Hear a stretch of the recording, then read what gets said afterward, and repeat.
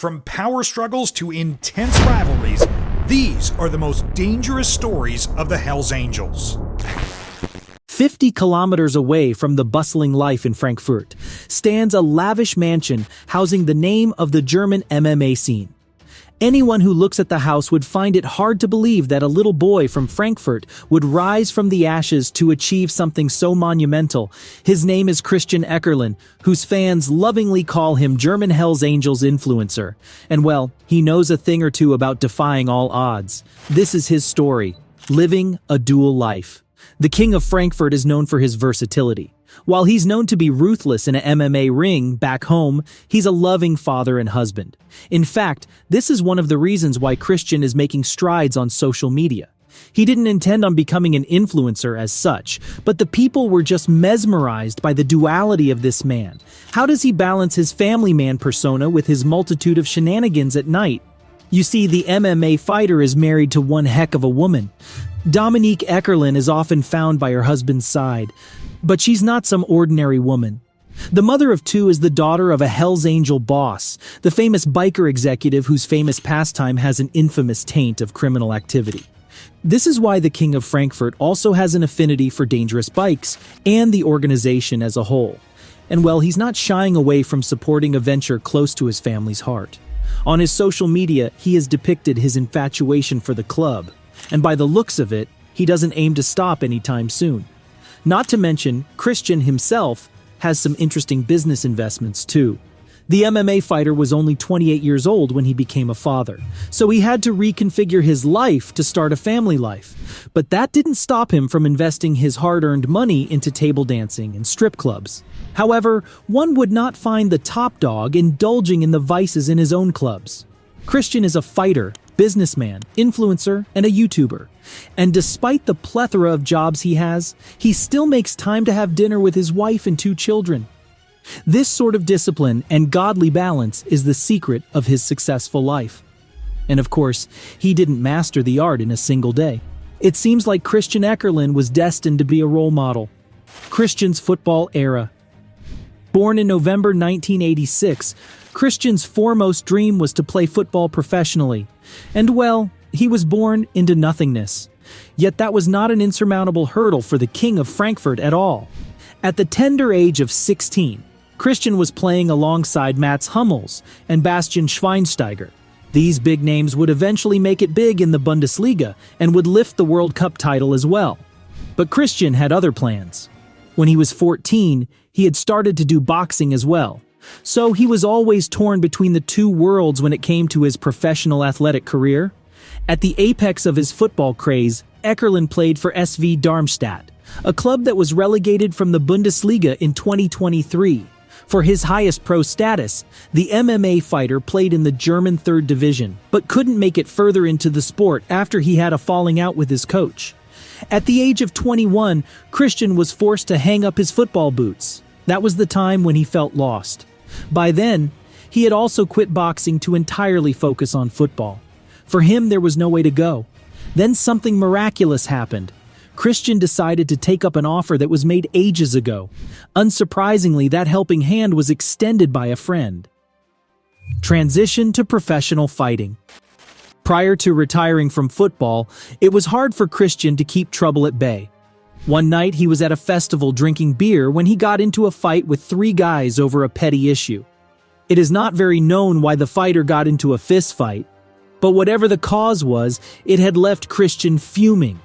Some of his friends tried to intervene, but only one was successful. His friend told him that if he really wanted to release his pent-up anger, he should come to his gym instead of making a fool out of himself on the streets. Christian was reluctant, so he promised his friend that he would visit one day. That time never came until the athlete retired from the sport. Out of options, he finally decided to visit the gym, and lo and behold, it took him only 1 training session to get hooked on MMA. Reminiscing on the moment, Christian said that he had begun with very light sparring, but his friend could immediately tell that he had a big talent. It was also only fitting that a small television in the gym was showing an iconic fight by Wanderlei Silva in Japan, and Christian couldn't take his eyes off the screen. And well, the rest is history. Before the legend could have his first spar, he had actually witnessed a cage fight where 2,000 people were in attendance. Christian couldn't really understand the hype. His boxing era was long over, and before he could train for MMA, he had lost a fight to Russian boxers. But in 2008, in his friend's gym, everything seemed right. Christian trained for less than a year before having his first professional fight in 2009. It didn't take much for Christian Eckerlin to make a big star in his homeland. Thousands of people cheer for him in the same stadiums where the youngster had once hoped to face giants like David Beckham. Believe it or not, he also has an upcoming sold-out fight at Eintracht Frankfurt Stadium, which has 58,000 seats. There, his opponent would be Christian Jungwirth. About that monumental moment, Christian said, "For me, it's a dream come true. It's my hometown. Eintracht Frankfurt is my heart." And well, if the odds are anything to go by, it seems like the King of Frankfurt is going to emerge victorious in the fight. After all, he has some impressive stats under his belt. MMA stats. Let's make it pretty simple for you. Christian Eckerlin is a beast inside the ring. He has a record of 16-6-0, which means he has 16 wins, 6 losses, and 0 draws. In his 16 wins, he has 6 KOs or TKOs, 8 submissions, and 2 wins based on decisions.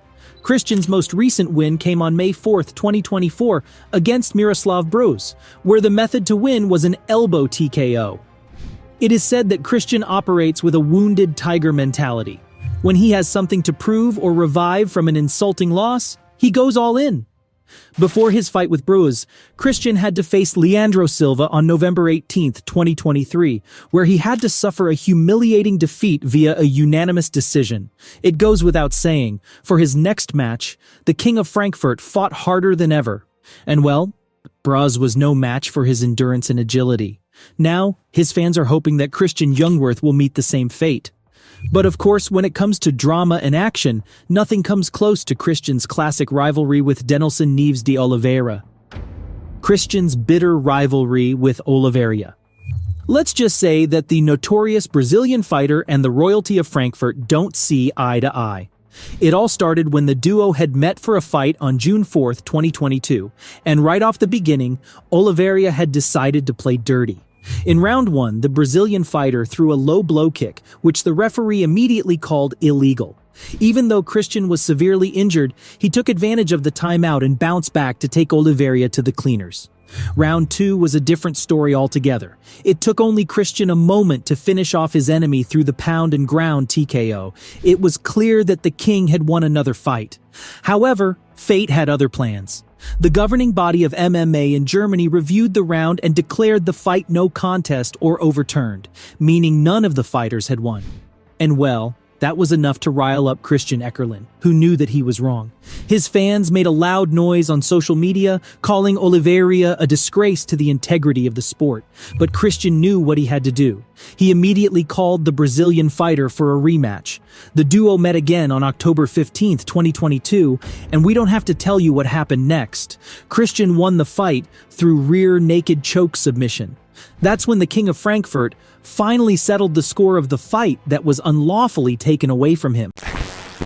Canada is no stranger to the reign of notorious bikers. It ranges from the infamous Johnny K9 to the legendary Yves Trudeau, but none have cast a shadow quite as dark as Maurice Boucher, the Quebec-born Hell's Angel, who redefined brutality. Today we're diving into the gritty saga of the most ruthless biker to ever roar down the highways of the Great White North. A criminal is born. Stepping into this world on June 21st, 1943, Maurice's early life offered no clues to the shocking role he would eventually play in Montreal's infamous biker war. Raised in stark poverty among 7 siblings, Maurice struggled from the outset. Dropping out of school after 9th grade, he followed his father into construction, only to find the work unbearable. Eventually seeking escape, Maurice turned to drugs, and it all went downhill from here. He started innocently with marijuana, but swiftly plunged into a dark spiral of harder substances as his addiction tightened its grip. Desperate for cash to feed his habits, Maurice descended further into crime and resorted to theft, to fund his escalating addiction. The pivotal moment arrived in 1974 with Maurice's first arrest, sparking a tumultuous legal battle that culminated in a daunting 40-month prison sentence. Yet, it was within the walls of prison that Maurice's story took an even more scandalous turn. Behind bars,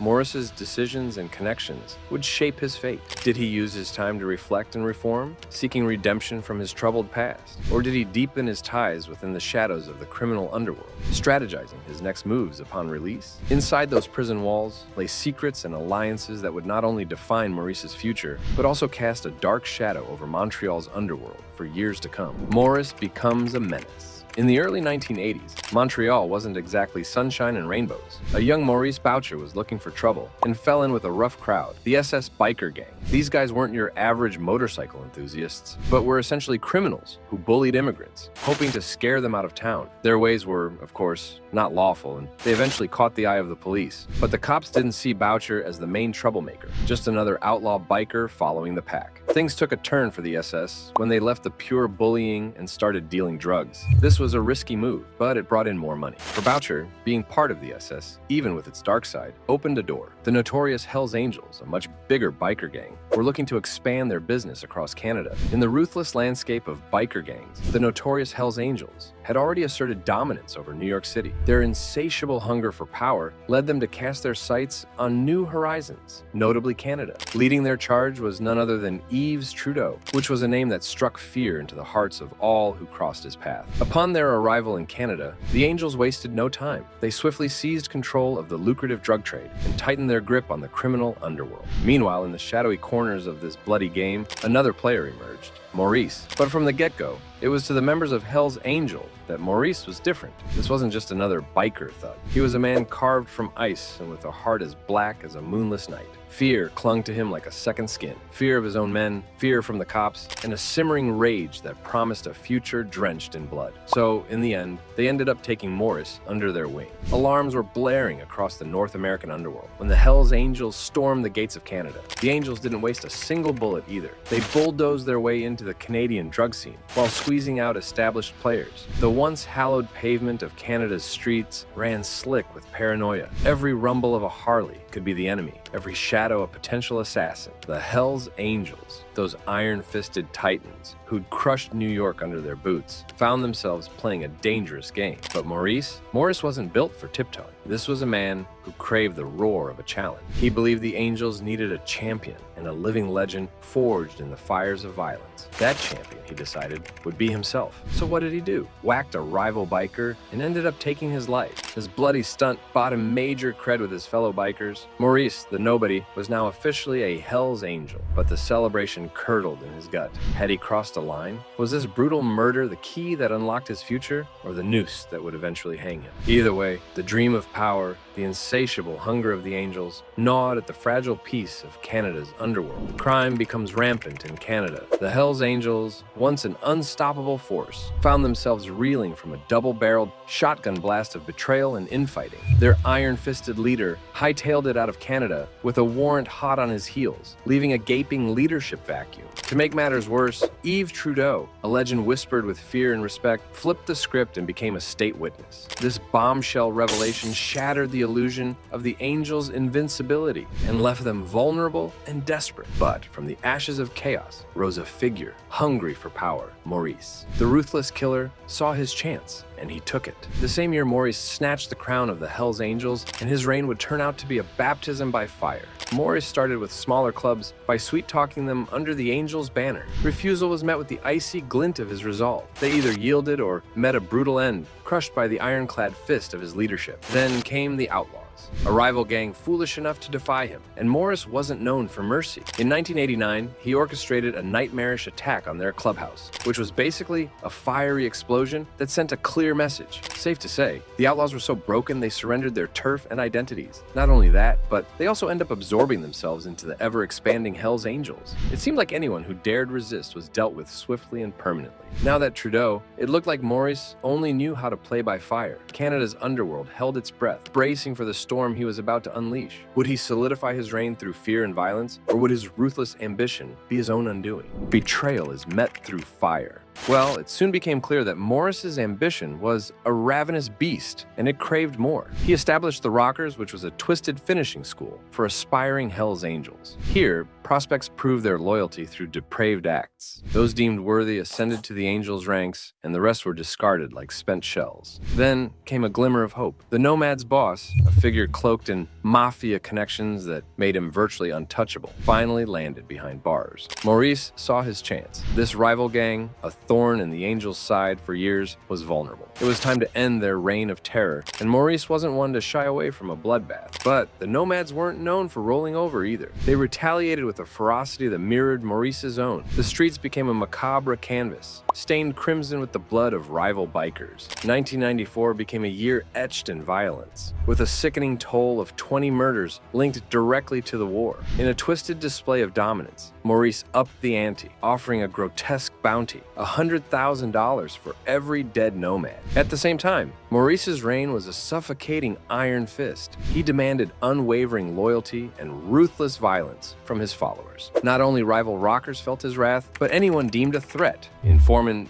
journalists, even the police, became targets. This only meant one thing: even more blood on the streets. By this point, Maurice had become so paranoid, he would slay anyone who dared to even question him. In 1995, one of Maurice's explosions had also sadly slain a boy from Montreal who was just 11 years old. It seemed like nothing could ever stop his wrath, but a storm was brewing beyond the biker wars. The authorities were getting weary of the bloodbath on their streets and unleashed a weapon of their own called Project Wolverine. This elite unit clawed its way into the underworld, and its sole purpose was to dismantle the Angels and bring Maurice to his knees. Maurice, however, didn't think too much about it. Project Wolverine was a thorn in his side, perhaps a persistent itch he couldn't scratch. So, in a chilling display of defiance, he countered with a target list of his own. Prison guards, lawyers, even judges. Anyone he deemed a threat to his dominion became marked for death. Ultimately, the reign of terror had morphed into something monstrous. Over 100 lives were extinguished,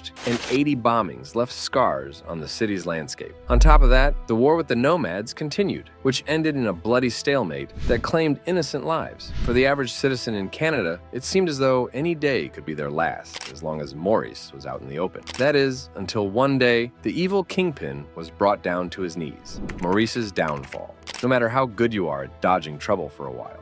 Maurice's story became a stark warning that crime doesn't pay. He'd been battling throat cancer for a while. It turns out, at a special medical facility. Canada's prison service announced his death, saying he passed away, and Maurice met his untimely end in 2022. Nature eventually took its course. Ultimately, adding insult to injury, Maurice was also once stabbed inside the walls of the prison, but they eventually kicked him out. Maurice tried to be the top dog with the Hells Angels, even in the slammer, and landed himself a life sentence. He finally got arrested, but one day, who weaved through arrests and trials like a pro. Maurice was a slippery eel who weaved through arrests and trials like a pro, but one day, he finally got arrested.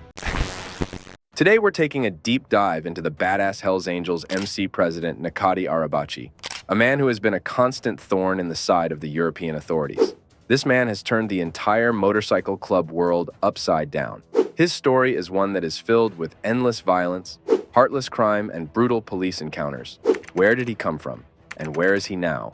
This is the story of Godfather Niko Arach. Who is he? Born into a world of intrigue and vice, Niko Arach navigated the labyrinthine of the complicated underworld, running nightclubs and bars with ties to organized crime.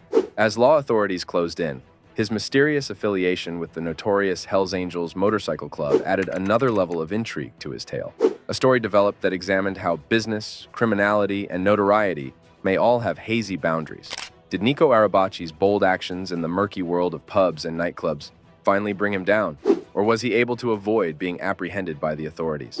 Let's investigate. Early life and background.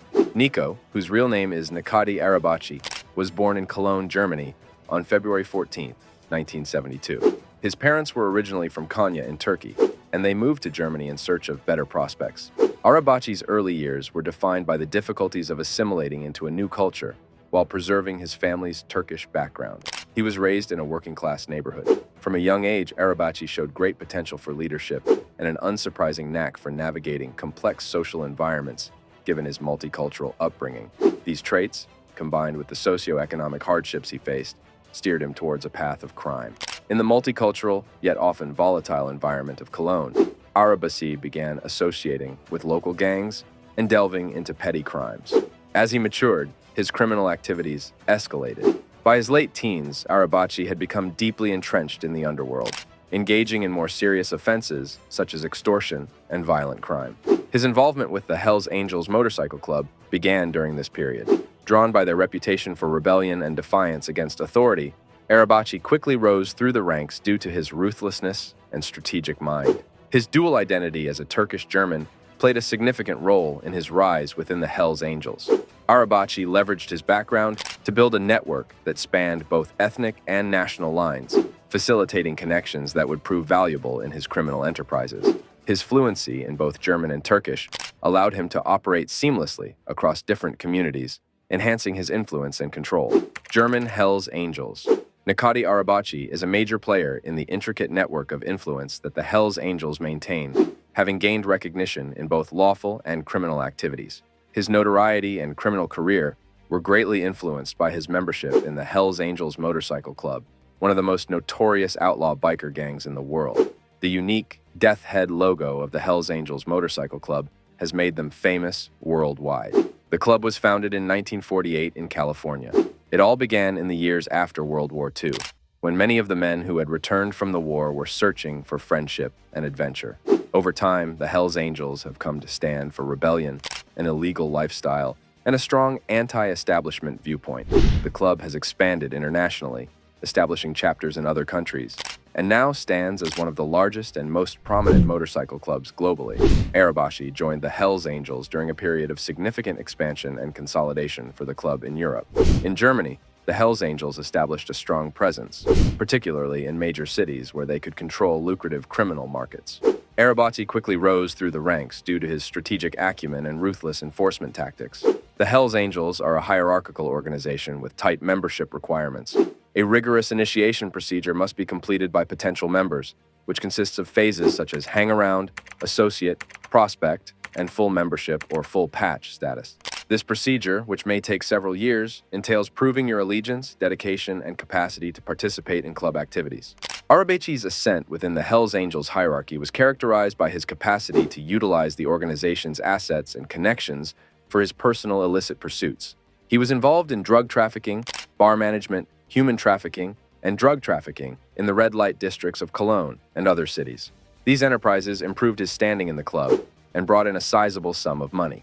Arach had a strong operating point because of the Hells Angels' notoriety for engaging in a variety of illicit operations, such as extortion, arms smuggling, and violent clashes with other gangs. Arach was able to thrive in the club because of its code of secrecy, devotion, and ferocious member protection. His criminal activity and manner of leadership epitomized the outlaw mentality of the organization, adding to its intimidating reputation. Despite their criminal undertakings, the Hells Angels also engage in legitimate business ventures. Members often own motorcycle repair shops, tattoo parlors, and other businesses that serve both as sources of income and as fronts for laundering money. Arach himself was involved in running nightclubs and bars, blending legitimate business with illicit activities. This dual approach allowed him to maintain a facade of respectability while continuing his criminal operations behind the scenes. Rise to power. Niko Arach gained influence over the Cologne red light district in the 1990s through bouncers under the Hells Angels umbrella. This brought him significant income, but also made him many enemies. He was involved in brothels, including the Babylon brothel in Elsdorf near Cologne and Viago in Leverkusen, as well as brothels in Mallorca. Disguised as a fruit dealer, Niko controlled the most powerful group of pimps in the Cologne red light district since 1999. His influence extended to Frankfurt and the Ruhr area. First arrest and prison time. In 2002, Arach was arrested by a police task force led by Chief Prosecutor Jürgen Watson. In the subsequent trial, he was sentenced to 9 years in prison on September 30th, 2004, for leading a criminal organization, armed robbery, pimping, and severe human trafficking. During his imprisonment at the Balcom Correctional Facility, he reportedly planned to kill the prosecutor and hired an Albanian contract killer from Duisburg. The police, having bugged his visiting room, discovered the plan, prompting the prosecutor to receive bodyguards and police protection. Arach faced additional criminal prosecution with the goal of securing preventive detention and indefinite imprisonment for extremely dangerous criminals. During this trial, a crucial mistranslation in some transcripts was uncovered, leading to his acquittal in 2007. Activities behind bars. Even behind bars, Niko Arach reportedly maintained influence, with claims suggesting that he still controlled the Colosseum brothel in Augsburg. Following his deportation in 2008, suspicions persisted among law enforcement that Arach continued to exert control over the brothel. Moreover, in 2008, members of the Arach clan were reportedly observed in Berlin, raising concerns that the gang sought to establish a presence in the city's red light scene. Continued influence and rise in Hell's Angels. In 2010, reports surfaced indicating that Niko participated in a meeting of international Hell's Angels leaders in Izmir, Turkey. Following this event, he assumed the role of president for the Hell's Angels MC Nomads Turkey, solidifying his position within the global Hell's Angels network. By 2013, Arach emerged as a potential leader for the European Hell's Angels, especially after the arrest of the previous leader, Frank Hanb, in Spain. This marked a significant elevation in Arach's status within the motorcycle club, suggesting his increasing prominence on the European stage. Notorious business ventures. Niko Arach became famous for running nightclubs and bars in Hamburg's red light district. However, his businesses faced problems with the police, who suspected him of illegal activities like selling drugs and laundering money. Despite these issues, Arach was known for being smart and powerful in navigating the city's nightlife. This mix of legal and shady activities made him a mysterious and influential figure in Hamburg. The notorious Arach clan, led by Niko Arach, allegedly exerted control over the bouncer scene in Cologne's entertainment district, the Kölner Ring. His gang of bouncers was reported to have engaged in exploiting young women by befriending them and subsequently coercing them into prostitution. Legal troubles and further arrests. In 2015, Spanish authorities issued a European Union-wide arrest warrant against him for charges including membership in a criminal organization, extortion, drug trafficking, and involvement in brothels in Spain. Despite his deportation, Turkey does not extradite Turkish citizens, complicating legal proceedings. In June 2018, Arach was arrested in Turkey and released from pre-trial detention in September 2018 due to a lack of evidence. He was arrested again on July 10, 2020, and released from pretrial detention on July 28, 2020. Current status. In the latest development, Niko Arach was apprehended by Turkish security forces in the Çeşme district of western Izmir province. Arach, believed to lead a faction of the gang, was targeted following the prior arrest of 5 members linked to a 2019 murder in Bodrum district, Muğla province.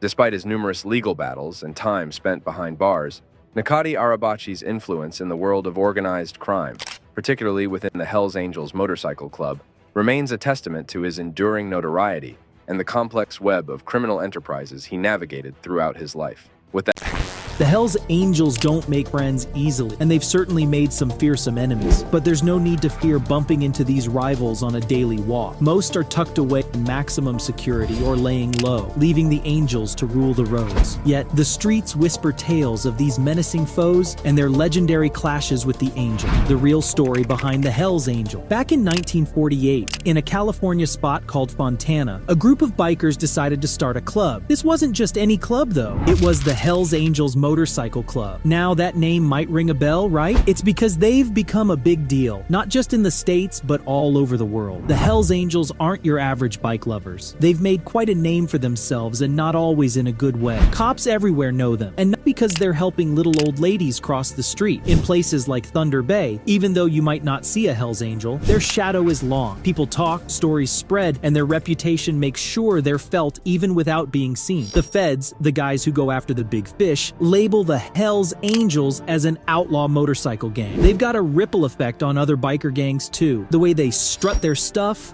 they keep their grip on things with a mix of fear and respect. It's become a blueprint for others. But some gangs seem to be getting out of the line, giving Hells Angels one hell of a fight. The road rivalry. In a corner of the Netherlands back in 1990, a group of 9 friends, most of them with Moluccan roots, fired up their bikes and started something big. They called their club Satudara, which means one blood in Indonesian Malay. Their emblem, a proud Moluccan warrior, said a lot about their identity and unity. The club grew, reaching out across borders and making a name for itself far and wide. But in 2018, the Dutch government dropped the hammer, banning Satudara. era. The reason? They were tied up in some pretty nasty business like drug deals, throwing their weight around for cash and getting their hands dirty in violent crime. Now, these guys weren't the only ones on the block. The Hells Angels, the notorious kings of the biker scene, had been ruling the roost since way back. They didn't take kindly to Satudara's rise. The new club on the scene meant competition, and in the world of outlaw bikers, that spelled trouble. The trouble started simmering in the early 90s. Satudara wanted a piece of the action, a slice of the biking world that the Hells Angels considered theirs alone. A turf war for the ages kicked off, and it wasn't going to be settled with just harsh words. Through the mid-90s, things got heated. Allies of Satudara, the Bandidos, landed a heavy punch, beating up a couple of Hells Angels in Denmark. That brawl blew up into a full-blown biker war that raged for 3 years, with bullets and bombs flying between the Angels and their enemies, which now included Satudara. It didn't stop there. Over the years, the feud kept on boiling. Amsterdam saw a Satudara guy fall to a Hells Angels bullet, sparking a nasty tit-for-tat that had the city on edge. Then, I.J. Muiden witnessed a deadly knife fight, with the victim a Hells Angel, leading to a big police crackdown. The bad blood spilled over the border into Germany. Duisburg and Kiel became flashpoints where gunfire shattered the peace, leaving members wounded and dead. Back in the Netherlands, the city of Enschede became a battleground for drug turf, resulting in more shootouts. However, in a surprising twist, whispers of a truce started to circulate. In 2019, there were talks that the Hells Angels, Satudara, and even the Bandidos had decided enough was enough. But in a world where trust is thin and honor is backed by force, who can say if peace will last? Biker bloodlines. In the sun-baked streets of Montebello, California, back in 1969, a new kind of family was born, the Mongols Motorcycle Club. It was a group stitched together by Hispanic vets who were turned away by the Hells Angels, creating their own brotherhood on the back of motorcycles. These guys had a rep. They were the outlaws of the biking world, caught up in the kind of trouble that gets you on the wrong side of the law. Then came the spark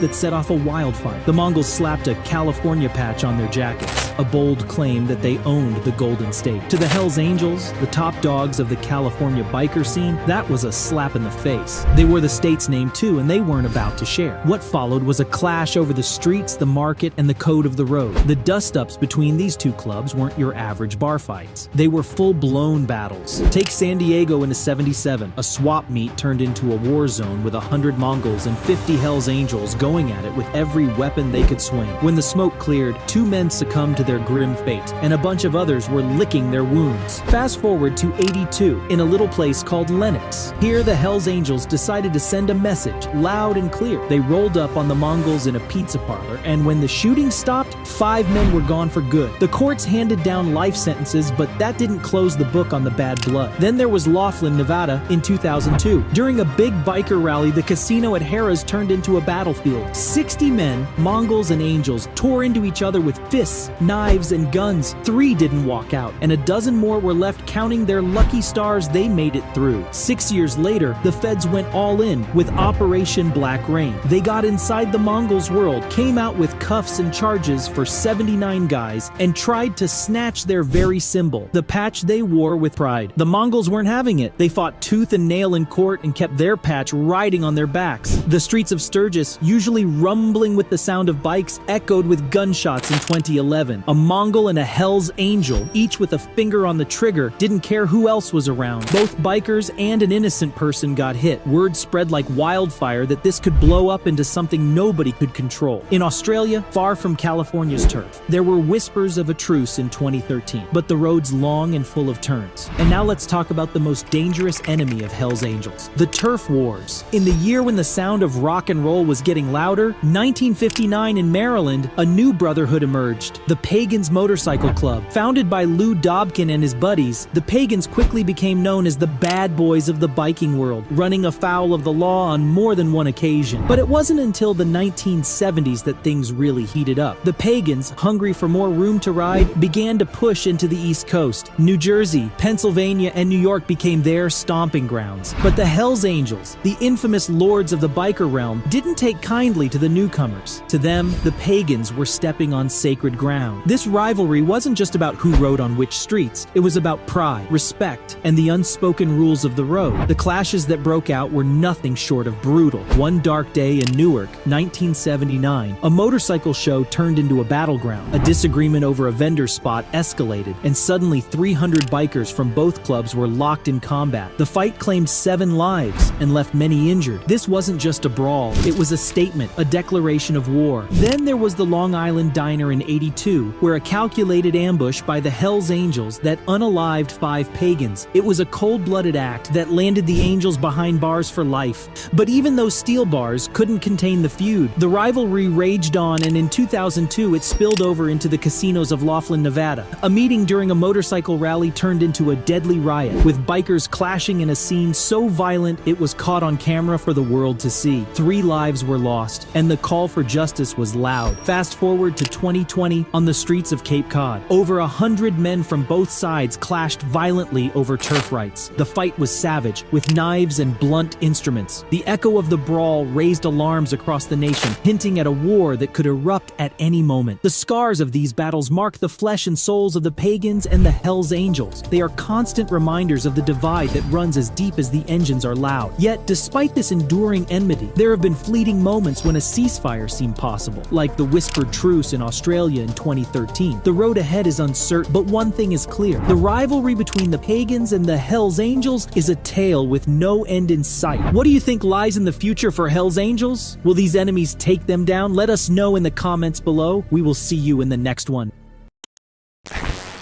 In the world of biker gangs, one prominent name has not only ruled, but also made its reputation as one of the most notorious and feared biker gangs. We're talking about the one and only Hells Angel. These angels of hell have ruled the streets of the United States and Canada on their Harley-Davidson motorcycles. They're undoubtedly one of the most dangerous motorcycle gangs, and their leaders and members are extremely violent. So today, let's dive a little deeper and see the ones behind this notorious biker gang. Let's get started.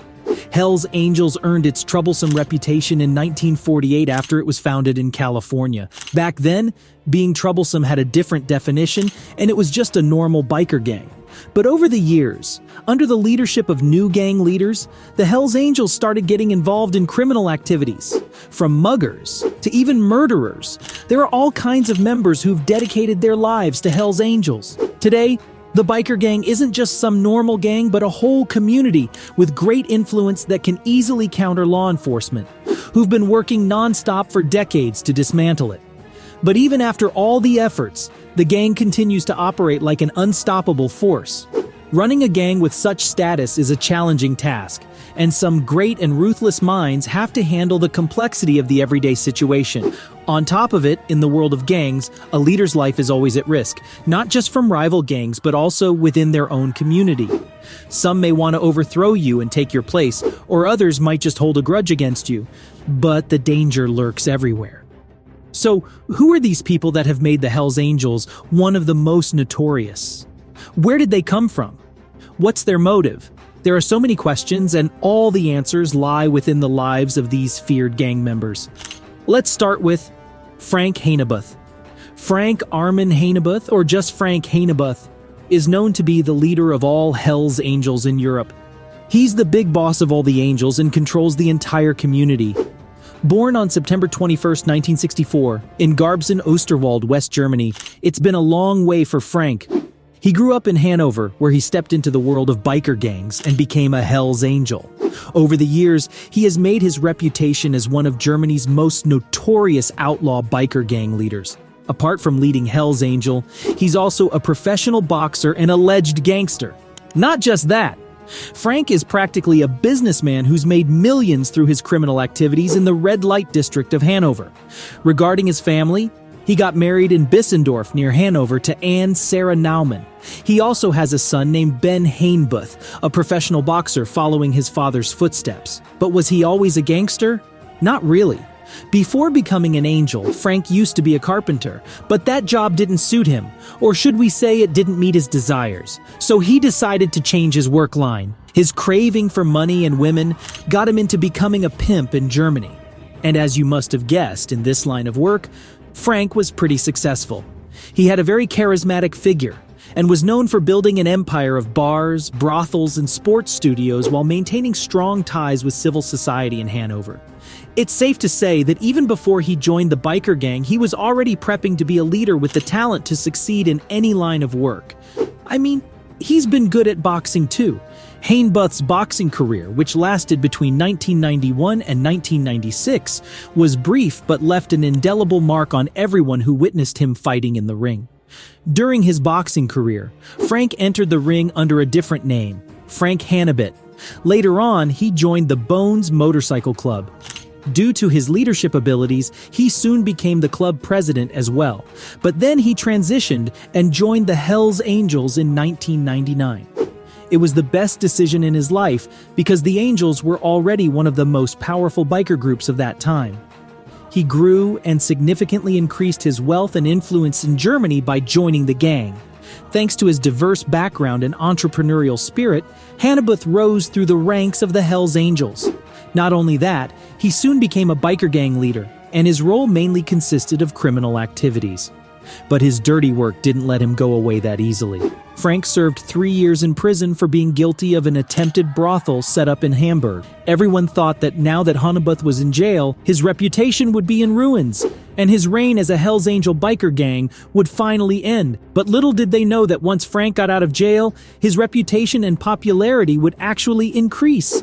The biker community welcomed him back with open arms. In fact, he even managed to maintain relationships with business and political elites in Hanover, and these connections earned him great power, which is why he was so untouchable by law enforcement. Frank got tons of positive publications and press coverage on his release, but his days of freedom were finally at risk when he was arrested once again in Spain and was under trial for allegations of being involved in a criminal organization. It all became a lengthy trial that finally concluded on September 26, 2023, by the High Court in Madrid. They cleared Frank's name from all charges of having links with a criminal organization. But Paul Engelke, Hanb's right-hand man, was sentenced to 1 year and 6 months imprisonment for making threats and covering up the crimes of his boss.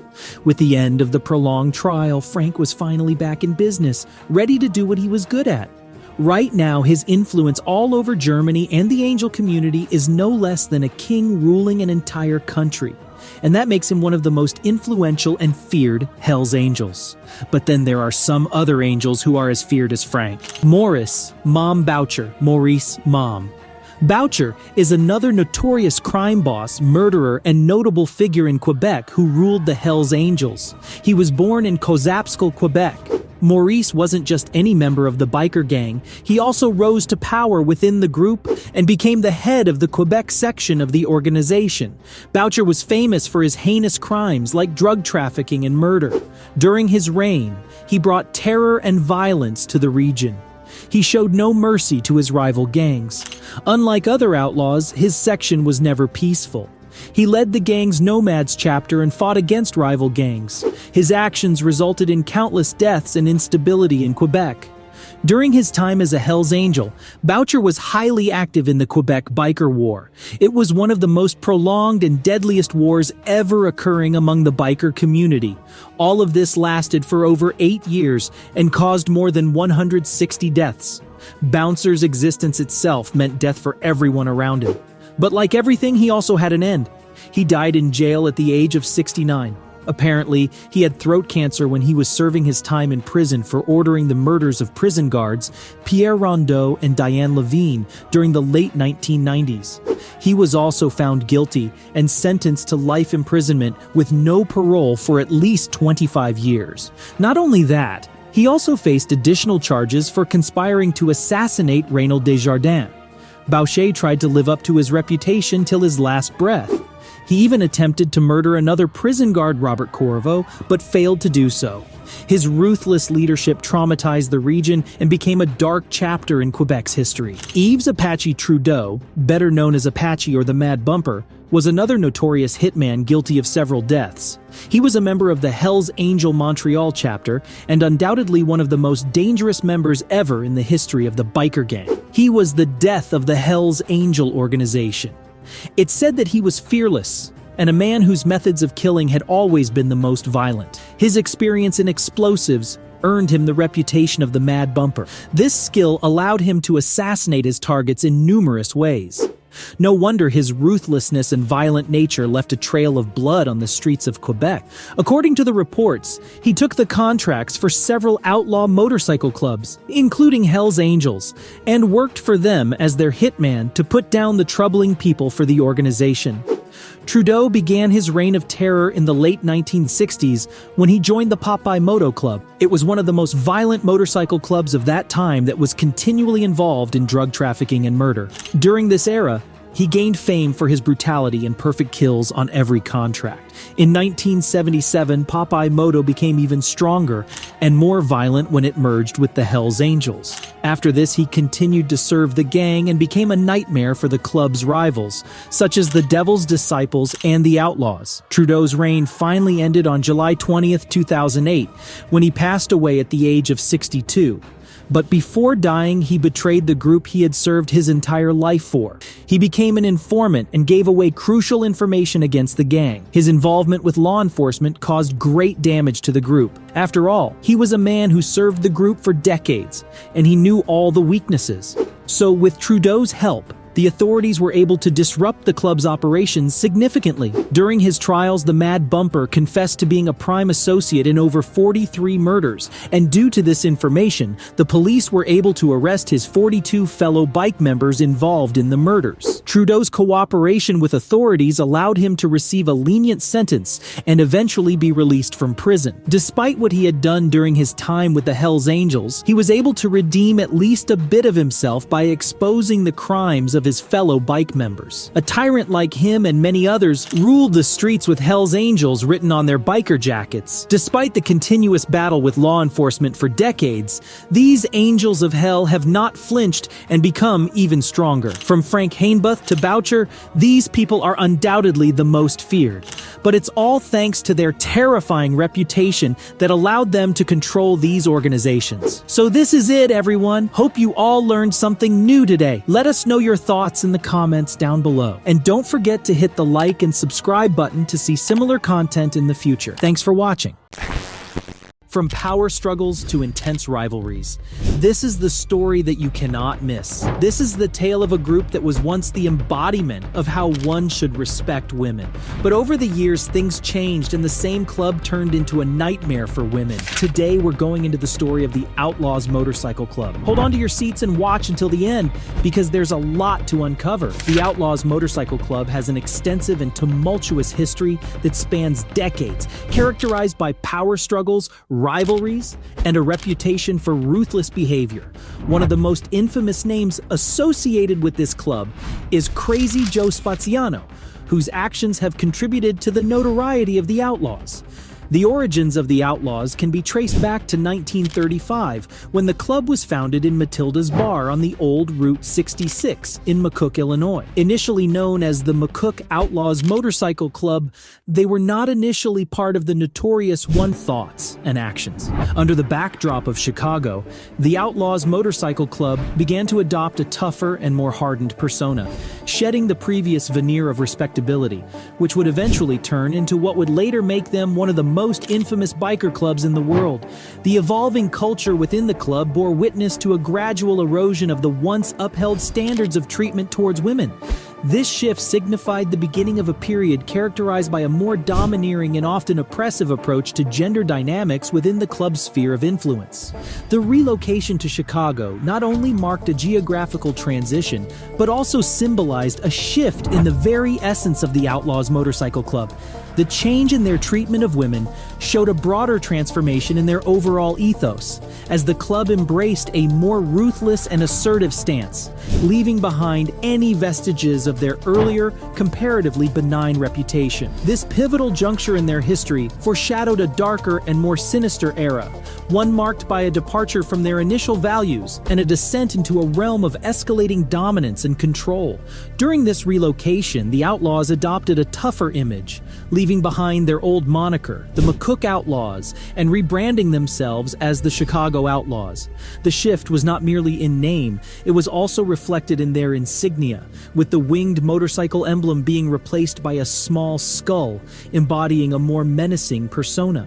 The club's transformation marked a pivotal point in its history, setting the stage for the Outlaws to establish their dominance and expand their influence. Throughout the 1950s and 1960s, the Outlaws earned a reputation for being a dangerous group, unafraid to defy authority and challenge existing norms. This extended to their defiance of the American Motorcycle Association, which attempted to ban the word outlaw from appearing on any race clothing at its events. Undeterred, the Outlaws circumvented this ban by wearing OMC on their attire, a clear manifestation of their refusal to be restrained by societal norms. As the Outlaws' influence continued to grow, their territorial expansion led to significant confrontations with other biker clubs. In 1964, the Outlaws Motorcycle Club made a significant move that would reshape their collective power, showcasing a formidable front that left no room for doubt about their status in the world of motorcycle clubs.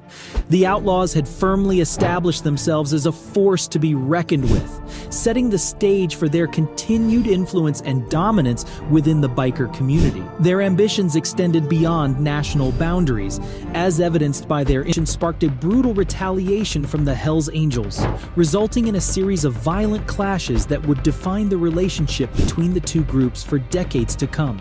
The struggle between the Outlaws and the Hells Angels escalated over the years, leading to a series of violent confrontations and retaliatory actions.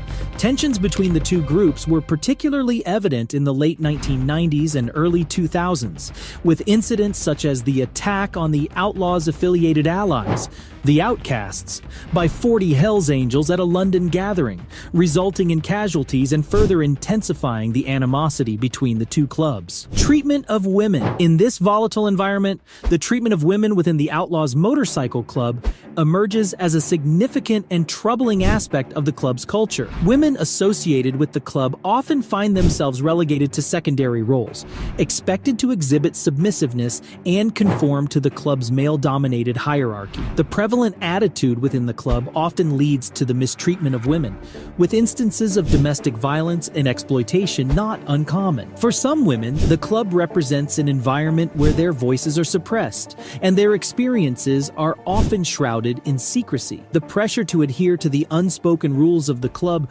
often leaves women vulnerable to abuse and exploitation, with the fear of reprisal discouraging them from speaking out or seeking help. Tragically, some women find themselves trapped in the clutches of human trafficking, forced into the dark world of prostitution to serve the interests of the club, with resistance often resulting in dire consequences. The story of Darcy Faust, who was familiar with the Crazy Joe Spaziano and his actions within the Outlaws Motorcycle Club, serves as a chilling testament to the darker side of the club's operations. Faust's first-hand accounts shed light on the brutal and often criminal activities that characterized Spaziano's reign of terror, highlighting the harrowing experiences of those associated with the Outlaws. The story of the Outlaws Motorcycle Club and its members, particularly Crazy Joe Spaziano, serves as a stark reminder of the complexities and challenges that define the world of outlaw motorcycle clubs. While the club's history is marked by a pursuit of power and influence, its treatment of women and involvement in criminal activities shows the darker reality beneath the surface of this brotherhood. And that was all about the Outlaws. Let us know in the comments about what you think of this video. And don't forget to hit that subscribe button. See you in the next one. The Hells Angels started in 1948 with a handful of motorcycle enthusiasts and former World War II veterans from Fontana, California. Today, the motorcycle gang has over 6,000 members, 479 chapters, and is spread over 59 countries. But if you're looking to become a member of the Harley-Davidson-loving Outlaw Motorcycle Club, there are a few rules you need to get behind. Yup, you'd think that an outlaw gang wouldn't have any rules, but that's not the case with Hells Angels. In fact, they have a whole rulebook, and today we're covering the chapter on sex rules. Once a Hells Angel, always a Hells Angel. The United States Department of Justice has Hells Angels listed as an organized criminal syndicate, while former undercover member Jay Dobbins has claimed that the group is also made up of several law-abiding and hard-working citizens. Basically, everyone has something different to say about the world's largest motorcycle gang. Since Dobyns was officially a part of the Hells Angels Mesa, Arizona chapter from 2001 to 2003, he knows a lot more about the inner workings of the club than anyone else. Dobyns, a former special agent, joined the club as part of Operation Blackbird. The undercover mission had Dobyns playing the part of Jaybird, a debt collector and motorcycle enthusiast from Arizona. Operation Blackbird was launched by the Bureau of Alcohol, Tobacco, Firearms, and Explosives. It sought to undermine the Hells Angels' drug trafficking trade routes throughout the United States. To join the motorcycle gang, Dobyns had to follow their somewhat straightforward membership criterion. You have to have a valid driver's license, a motorcycle that's American-made. You can't work as a police officer or a prison guard, nor should you have ever applied to be one.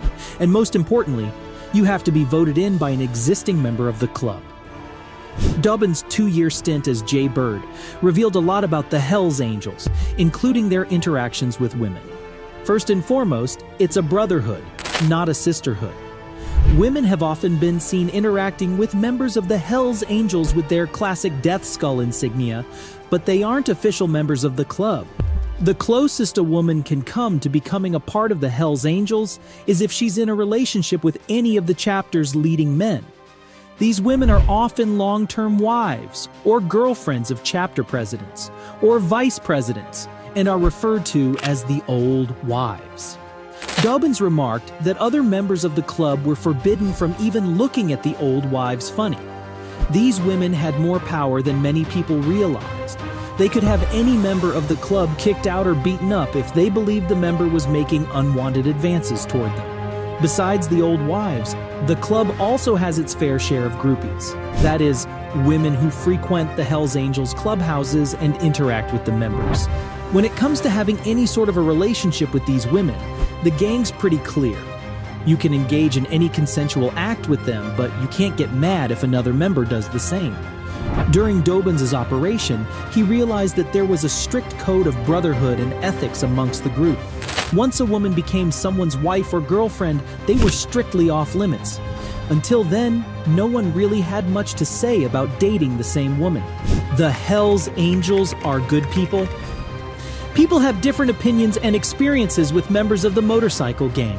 Views range from calling them a group of racist, misogynistic thugs to believing that they're an integral part of the community. According to Dobyns, while it'd be insane to rule out their criminal activity altogether, he found that several members of the Hells Angels were actually law-abiding, honest citizens. This might have something to do with the group's several other rules, which, amongst other things, include being unified and cordial. This isn't to say that you could just go up to someone with a Hells Angels vest and ask them for an interview. Odds are they won't even acknowledge your presence because of their strict rule against talking to members of the press. On the other hand, members are also actively encouraged to cement themselves as members of the community, and that people can reach out to them if they ever need help. Dobyns also remarked that members were generally very respectful toward women. Again, this might have something to do with the long-standing view that if a woman tells you she's not interested, you move on, no questions asked. However, Operation Blackbird did infiltrate an illegal drug trade that was being carried out within the group among a few members. As a result of Dobyns' investigation and intel, the police were able to apprehend several key members of the club's Arizona chapter on charges of methamphetamine and cocaine sales. Now, while Dobyns might have had a good experience with the club while he was in it, things changed when news came out that he was an undercover agent. In 2005, Dobyns' family home burned down. Luckily, his wife and kids were safe. Dobyns later claimed that he had received death threats after his name became a matter of public record, and his former brothers realized they'd been played. Joshua O'Brien went from being a brother to an enemy. Police raided former Hells Angels member Joshua O'Brien's bike shop sometime in 2019. They believed that Joshua's establishment served as a front for drug trafficking. While they couldn't find any traces of drugs, they decided to take Joshua in for questioning.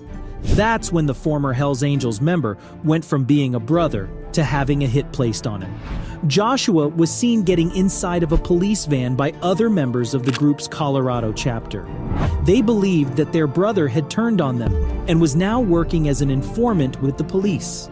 Here's another straightforward rule about becoming a member of the motorcycle gang. You do not corroborate with the police under any circumstances. The rule goes on to say that even if you see another brother committing an illegal act, you take it up with them inside a clubhouse or bring it to a senior member's attention. They decide the best way to deal with the members. Under no circumstance are you allowed to talk to the police once you've pledged to join Hell's Angels. However, after Dobin's double life was exposed, members of the club were on high alert. They believed that Joshua being taken in for questioning was a front by both him and the investigators to evade any suspicion. Ultimately, they decided that they would kick Joshua out of the club. It's not that simple, though.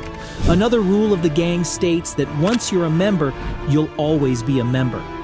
The group takes this rule very seriously, to the point that instead of just taking away Joshua's vest and confiscating his motorcycle, which according to another rule, becomes property of Hell's Angels once you join the gang, they decided he wasn't fit to have any of their tattoos either. In 2019, Joshua was abducted from his home, beaten up, tied, and brought to the Cool Cats tattoo parlor in Englewood, Colorado, owned by Dusty Ulrich, a leading member of Hell's Angels. While in a semi-unconscious state, Joshua had his arm tattoo of the group's emblem covered up with blank ink and the word "bad" written underneath it. Dusty then went on to threaten Joshua, saying that if he told anyone what the group members had done to him, he'd come back to Joshua's home the next day and kill him. Joshua, however, decided it was time to tell the police what really went down inside the motorcycle gang. What are Hell's Angels really like? Dobbin's account would have us believe that the group isn't looking for any trouble. But there are some factions of the Hell's Angels that aren't as upfront and honest as they seem. Joshua's story, on the other hand, shows that more than just a few members of the group are willing to harm and threaten you if they even suspect you of wronging them. In Joshua's own words, if you're looking for hugs, you go to the Rocky Mountain chapter. If you're looking for trouble, you go to the California chapter. After Joshua's run-in with Dusty and his former brothers, who'd now turned against him, he became an informant for the police and revealed that an illegal drug trade was being carried out from his motorcycle shop. He claimed that the members stored bags and bags of illegal substances at his establishment and had them carried out to different parts of the United States. The former members' revelations, however, weren't as helpful as investigators thought. The trial against 5 leading members of the group became a he said situation.